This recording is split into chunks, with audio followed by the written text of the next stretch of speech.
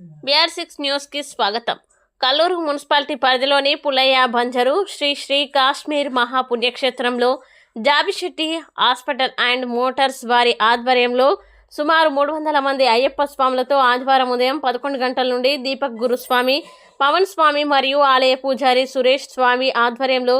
జాబిశెట్టి hospital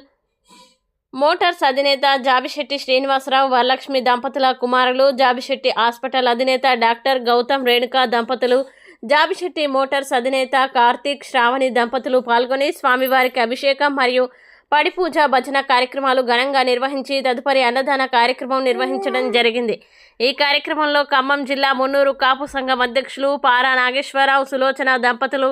doctor Yugendra స్వామి, doctor Praveen స్వామి, ఆలయ committee chairman Madishetti Venkatesh, Madishetti Srinivasarao, గ్రామ భక్తులు, మహిళలు అధిక సంఖ్యలో పాల్గొన్నారు.